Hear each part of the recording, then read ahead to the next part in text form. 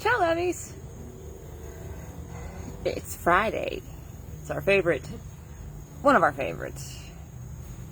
Don't be rude, Macy. The neighbor's shepherd. She likes to... Hi, there's my face. She likes to put her 2 cents in. Lots. Lots and all the time. Anytime I come out here, if I don't say hi to her, she's upset about it. Which is fun. Ciao, lovelies. Reverend Sky here. We are doing 5-minute Fridays. Let me know when you jump on if you're hashtag Team Live or hashtag Team Replay. I'm always interested. Today we are looking at, are you always fighting? This is any relationship. If you are constantly arguing with coworkers, if you're always in arguments with random people, let's just chat about some reasons. Let's just chat about this. Because the one thing to remember is that if you're fighting about everything, if you've gotten to where you're just fighting about everything, then you're literally fighting about nothing. That's how it is. If you can interchange the topics that you're arguing about, then the topic obviously doesn't matter. How about that for you? There's an underlying issue that is causing the series of arguments. So if you're able to interchange the argument, the topic in an argument, if it doesn't matter what you're arguing about everything, then the topic isn't the problem. The topic isn't what you're arguing about. If the topic's interchangeable, then it doesn't matter what you're arguing about because you're arguing about nothing. Find out why. What's the underlying issue? There's obviously something going on. I mean, this is as real as I can put it. If the topics are interchangeable in an argument, then the argument is null and void because you're obviously arguing about nothing. There's that. So let me suggest the difference. The difference between reactive and prospective. Being proactive is the ability to do things in advance of an event to ensure that you have maximum control. You can be proactive. This is real. You want some suggestions? Yes? No? Maybe? It's kind of why I'm here. If you want some suggestions, let me know. You're getting them either way, but let me know if you want them. What we're going to do is I'm going to give you some things that you can do to be proactive. So you are actually engaged. This is going to change some things. Being proactive instead of reactive. There's a big difference in those things. When you're reactive, it doesn't matter what they say to you, you're already reacting. That's not positive, that's not helping, it's not healthy, it's not conducive, it's not mutually beneficial, blah, blah, blah. So, let's start being proactive and doing things to get aside from that. Here are some suggestions. Set aside a night for you to hang out with your friends. Yeah, that's what I said. And then, if your friends are so important that you can set aside a night for them, I suggest you set aside a date night. Because one is no more important than the other. So, set aside a night. And then that's just for you guys. Taking some time to yourself every day to take care of yourself. I have a list of love work exercises that we went over, I think last week or the week before. If you want the ebook, let me know down below. Just put love work or exercise, whatever, LW exercise, I don't care, whatever. Just let me know down below if you want the ebook, and I will get that over to you. But there's doing something for yourself every day is going to keep you proactive instead of reactive. Turning up to work early to be prepared for your day. turning up to the soccer game, turning up to the yoga class, turning up to your class that you're teaching. Turning up anywhere a few minutes early can release the anxiety. It can allow you to get into the environment before it's full capacity and everyone's there and everyone's doing stuff. These are little things that you can do to not be so reactive in situations. What else we got? Asking for help when you're stuck. Hi. Speaking of divas, my cat's down here. Asking for help instead of acting like a diva. I love that I have to say this out loud, but I'm going to say it out loud. Ask for help. I'm horrible to say it because I'm not a fan of it either, but guess what? I don't know everything. Shock, I know. But neither do you. And if we don't ask for help with stuff we don't know, then we just stay there and forever just feel stuck because we don't know. And that's ridiculous. There's somebody out there that knows. Ask for help. People are willing to help, especially because they like you so much. So don't be afraid to ask. What do we got? Daily to-do list. Time management. Maybe you're reacting because you don't have great time management skills. Maybe you're reacting because you haven't scheduled things out. Maybe you forgot something. Maybe you added too much. Maybe you're stretched thin. Whatever it is, if you can put down a few things every day that you need to get done, that you're going to get done, and then you want to get done. And you don't have to get all 12 things done if you're not able. You're not superhuman. You're human. You may be a superhuman, but you're not superhuman. There's another difference. What else we got? Regular maintenance on your relationships. What would that mean? With your vehicle or any piece of machinery, there's things that you need to do regularly, like oil changes and, new filters, and even in your home and with appliances and all sorts of stuff. You have to maintain them. There are basic things you have to do in order for it to continue working for you. Why this isn't put into relationships is beyond me. What I just said was, there are basic things that you need to do in order for it to keep working. Do some basic maintenance on your relationship. Like the first one, set a date night. Do little surprises. Start leaving love notes. Whatever that needs to be for you. Do these little things. They do make a difference, and it'll release you from a lot of what you're putting yourself through. Google Calendar. My godsend is Google Calendar. If I schedule, I use my Calendly app now for calls, because I would be like, oh yeah, let's chat tomorrow, and then something would come up and I'd schedule it and I'd forget about the call, and then I felt like a shit because who does that? And now I use Google and I use Calendly for just about everything, and it's saving my life. And I even mean, like, when I take my mom to the doctor, I gotta put her appointments in. When I'm meeting up with my daughter, when I'm hanging out with a friend, I gotta water the plants, when I gotta fertilize stuff, when I need to clean, when I need, whatever I'm doing, I put it in there. So I know what's going on, and I don't feel the need to remember it all. Then I can set an alert, and it reminds me, and it's like, oh yeah, okay, that's my next thing. Time blocking, setting aside an hour to do this, and making yourself do it. There are such things as alarm clocks. You can make the time. You just have to set the clock. What else? Oh, the next one was set alarms. Same. Use Google Calendar, set alarms. Or alerts. Alright.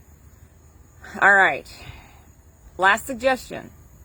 As far as being reactionary, and I am very guilty of this, so I will speak on this freely because I can do so from experience.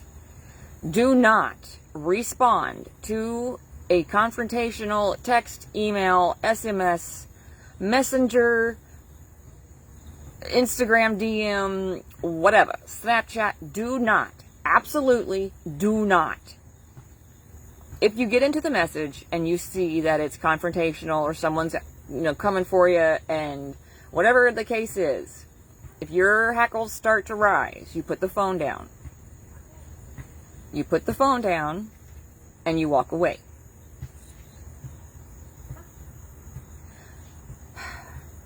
this is important.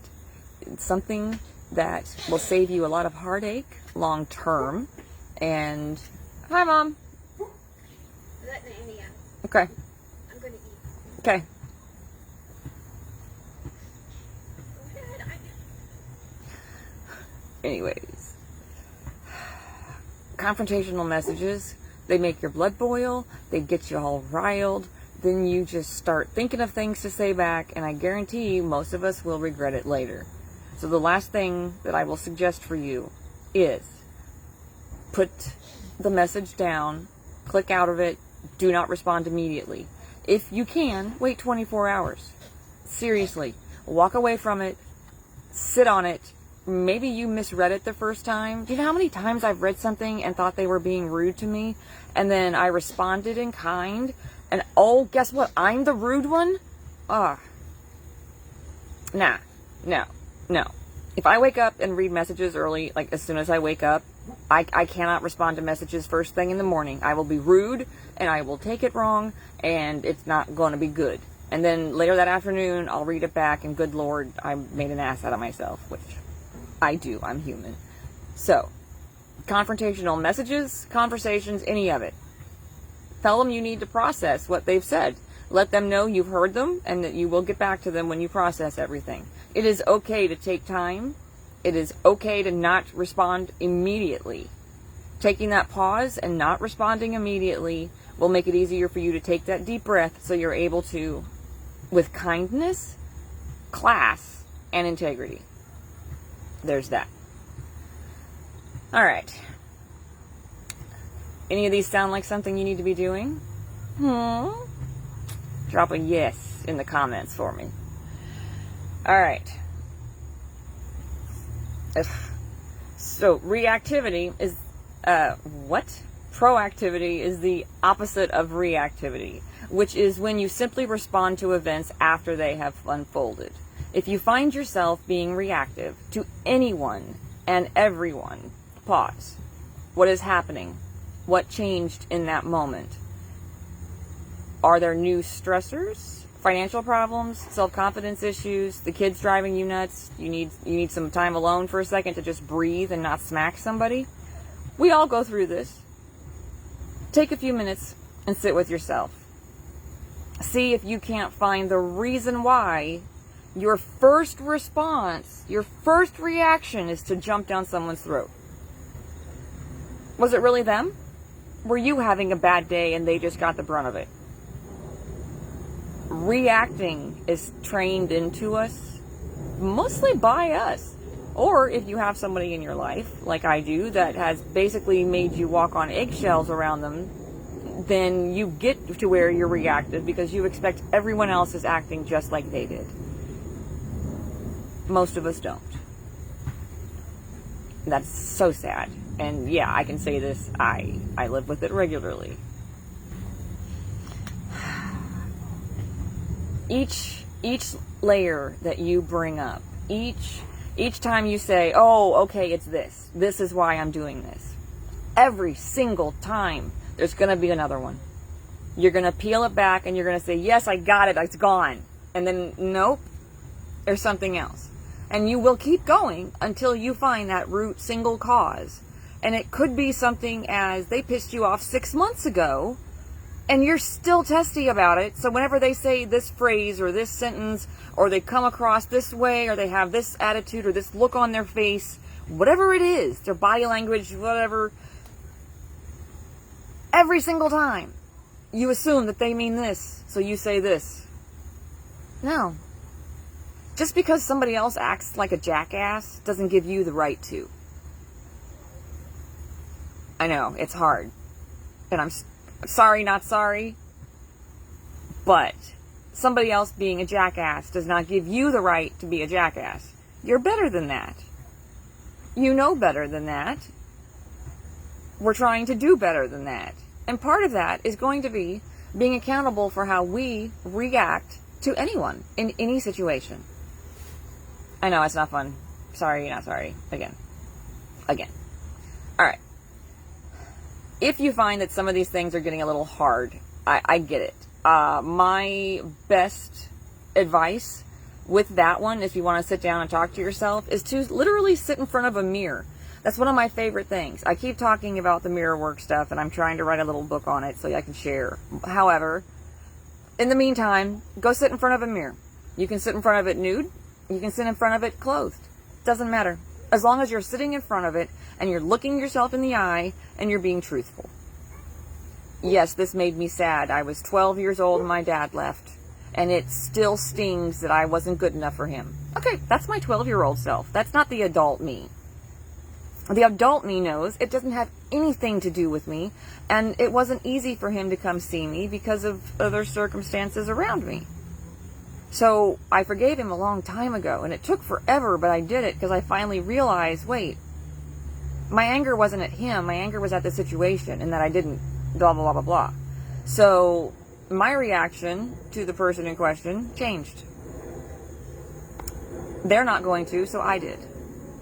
And that's not easy, but when you look in the mirror, there's something you can't do, is lie to yourself. Oh, you can, but you know you are. So what are you going to do? You're going to argue with yourself? Yes, absolutely. People with addictions do it every day. Well, nobody will know. Who's watching? No one cares. Nobody can see me. People are watching. People do care. What's that thing? What's that saying? You are loved. You are loved by many.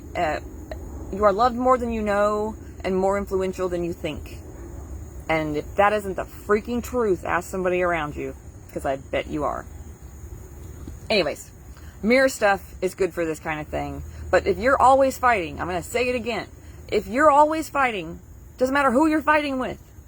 If the topic in the arguments are interchangeable, and it doesn't matter what you're talking about, then you're arguing about nada. And you're wasting your breath, and you need to go take a little chat in the mirror with yourself and figure out why you're arguing with everybody and what's going on. That's it. It can't be everybody against you. And sometimes it is, and it's a rarity. Most of the time, it's us standing in our own way for some reason that we're not aware of until we look in the mirror and say, oh, there you, yeah, all right, bastard, I see you. You tripped me up last week. I see what you're doing. Not anymore. New thoughts, new pathways, new habits, new you, new stuff, do stuff. If you want different, you got to be different. We all know these things. Anyways, I do have the ebook for the love work exercises. If you guys want it, let me know. Like, drop love work or something I said down below. Otherwise, I hope you have a fantastic weekend. I'm getting ready for the webinar. Oh, question. I was thinking about doing like a 3-day challenge on dating stuff.